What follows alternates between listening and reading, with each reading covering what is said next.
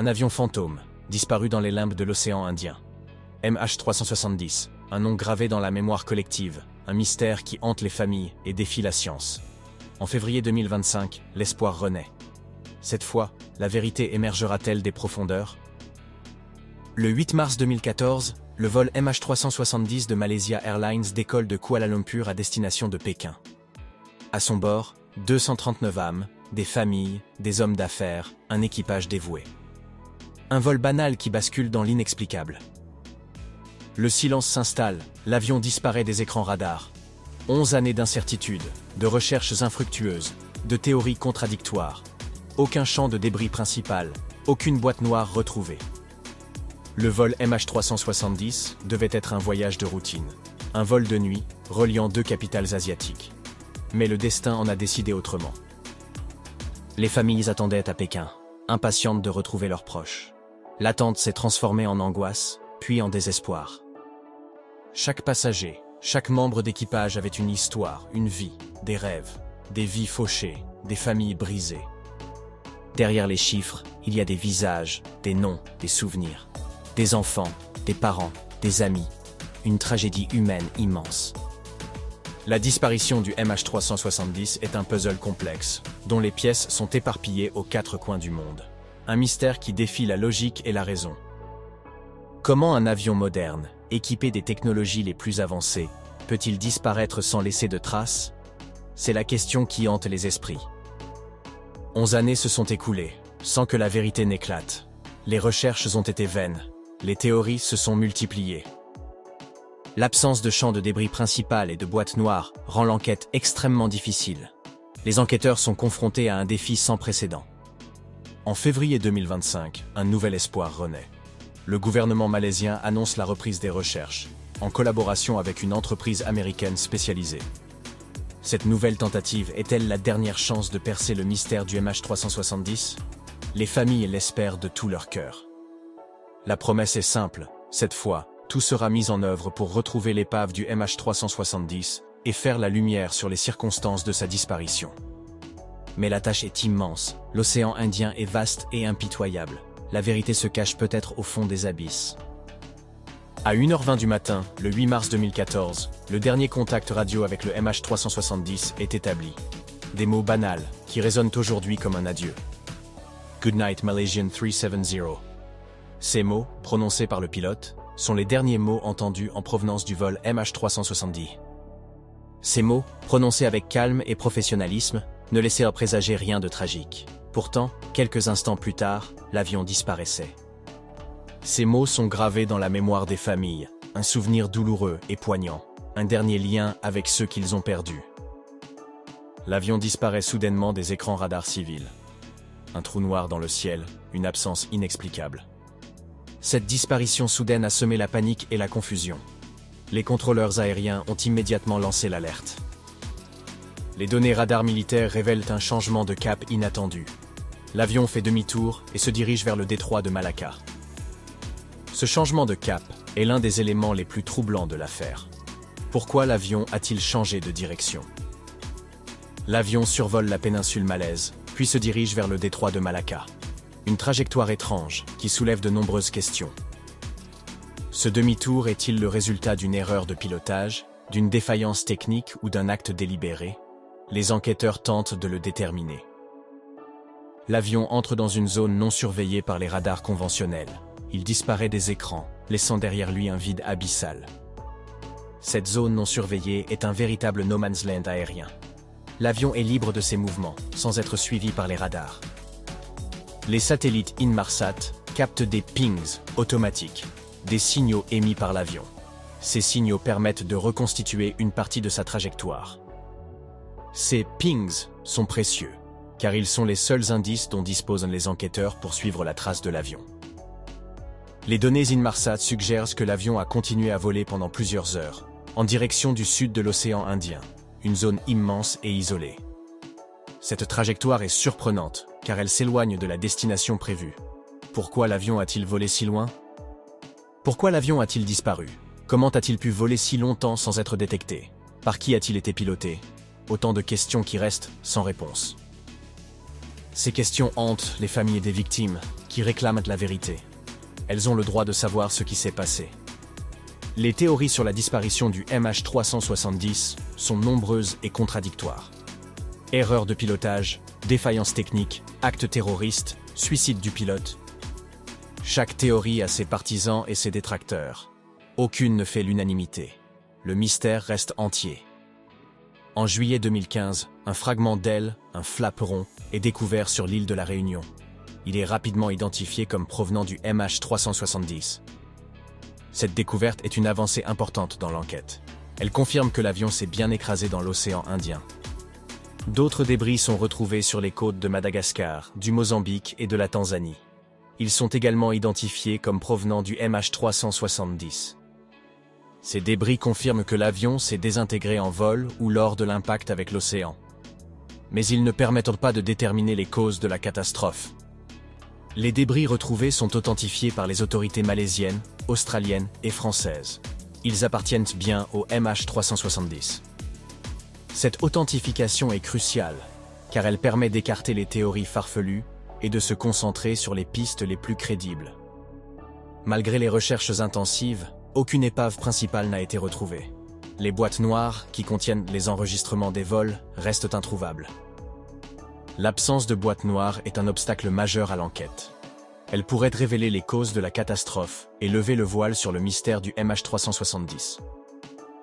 Des recherches intensives ont été menées entre 2014 et 2018, couvrant une superficie de 120 000 km² dans l'océan Indien.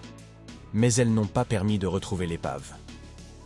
Ces recherches ont été coûteuses et complexes, mobilisant des moyens considérables, mais elles se sont soldées par un échec. Certains experts contestent la trajectoire officielle de l'avion, basée sur les données Inmarsat. Ils estiment que ces données sont incomplètes ou erronées. Ces contestations alimentent les théories alternatives et remettent en question la version officielle des événements. La journaliste Florence de Changy émet des doutes sur la fiabilité des données Inmarsat et privilégie la thèse d'un incident militaire. Selon elle, l'avion aurait été abattu par erreur lors d'un exercice militaire. Une thèse controversée qui n'a jamais été prouvée. Les autorités malaisiennes, australiennes et chinoises valident la fiabilité des données Inmarsat et confirment la trajectoire officielle de l'avion. Cette validation officielle est importante, car elle apporte une certaine crédibilité à la version des événements. Des experts indépendants du NTSB, USA, et du BEA, France, confirment également la fiabilité des données Inmarsat. Cette confirmation renforce la crédibilité de la trajectoire officielle de l'avion et écarte les théories les plus farfelues. L'entreprise américaine Ocean Infinity, spécialisée dans la recherche sous-marine, est chargée de mener les nouvelles recherches. Ocean Infinity dispose de technologies de pointe qui pourraient permettre de retrouver l'épave du MH370. Ocean Infinity utilise des drones sous-marins et des sonars de haute technologie pour cartographier le fond de l'océan Indien. Ces technologies permettent de détecter des anomalies et de localiser des objets potentiellement liés à l'épave du MH370. Les recherches se concentrent sur une zone de 15 000 km dans le sud de l'océan Indien, considérée comme la plus probable pour abriter l'épave. Cette zone a été définie en fonction des données Inmarsat et des courants marins. Les signaux satellites et les courants océaniques ont été analysés avec précision pour affiner la zone de recherche. Cette analyse permet de maximiser les chances de retrouver l'épave du MH370. Ocean Infinity travaille selon le principe du pas de découverte, pas de paiement. L'entreprise ne sera payée que si elle retrouve l'épave du MH370. Ce principe incite Ocean Infinity à mettre tout en œuvre pour réussir sa mission. La recherche de l'épave du MH370 est un défi immense, car l'océan Indien est l'un des plus profonds et des plus hostiles de la planète. Les conditions météorologiques sont souvent difficiles, et les fonds marins sont accidentés et peu connus. Les théories sur la disparition du MH370 sont nombreuses et souvent contradictoires. Elles alimentent un réseau de spéculations et de rumeurs. Il est difficile de démêler le vrai du faux et de se faire une opinion éclairée sur les causes de la catastrophe. La théorie du suicide du pilote, Zahari et Ahmad Shah, est l'une des plus controversées. Selon cette théorie, le pilote aurait délibérément détourné l'avion et l'aurait précipité dans l'océan Indien. Cette théorie est contestée par les proches du pilote, qui le décrivent comme un homme équilibré et professionnel. La théorie de l'incident technique, comme une dépressurisation lente, est également envisagée. Selon cette théorie, une défaillance technique aurait entraîné la perte de contrôle de l'avion.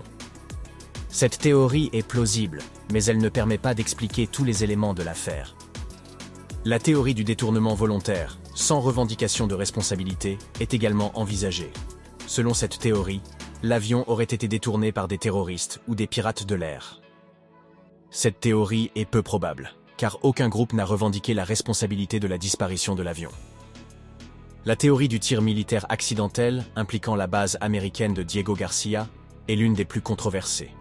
Selon cette théorie, l'avion aurait été abattu par erreur lors d'un exercice militaire. Cette théorie est peu probable, car elle n'a jamais été prouvée. La théorie de l'atterrissage contrôlé, ou tentative d'amérissage, est également envisagée. Selon cette théorie, le pilote aurait tenté d'amérir l'avion en douceur sur l'océan Indien. Cette théorie est peu probable, car elle ne permet pas d'expliquer la disparition de l'épave. Les théories du complot, impliquant une dissimulation d'informations ou une capture de l'avion, sont nombreuses et variées. Ces théories sont peu crédibles, car elles reposent sur des spéculations et des rumeurs. Aucune théorie ne domine. L'incertitude prédomine. Le mystère du MH370 reste entier. Derrière le mystère du MH370, il y a des visages, des familles, des vies brisées, une tragédie humaine immense. 11 années d'attente, de frustration, d'espoir et de colère. Les familles des victimes n'ont jamais cessé de réclamer la vérité. Elles ont le droit de savoir ce qui s'est passé. Elles ont le droit de faire leur deuil. En décembre 2024, des audiences d'indemnisation ont eu lieu à Pékin. Les familles des victimes ont réclamé des dommages et intérêts.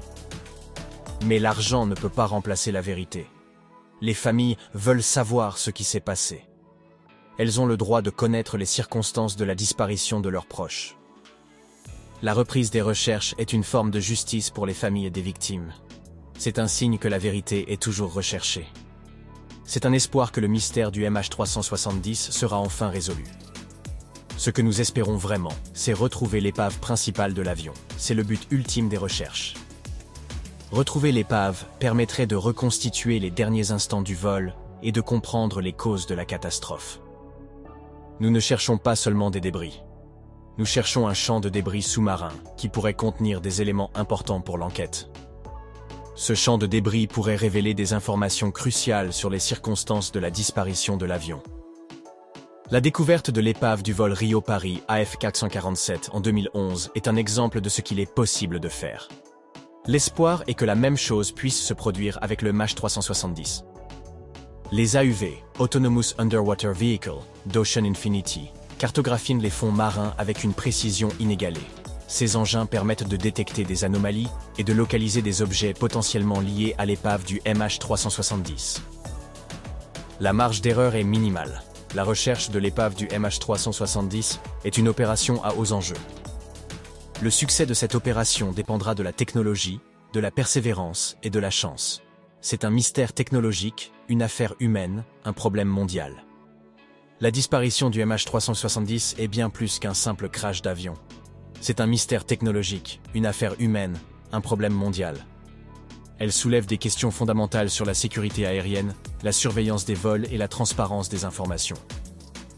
Comment un avion moderne, équipé des technologies les plus avancées, peut-il disparaître sans laisser de traces à l'ère de la technologie? C'est la question qui hante les esprits. Encore en 2025, la question reste sans réponse. Où est le MH370? Le mystère plane toujours, obscurcissant la vérité. Pouvons-nous accepter de ne jamais savoir ce qui s'est passé? Pouvons-nous vivre avec l'incertitude? C'est la question que se posent les familles des victimes.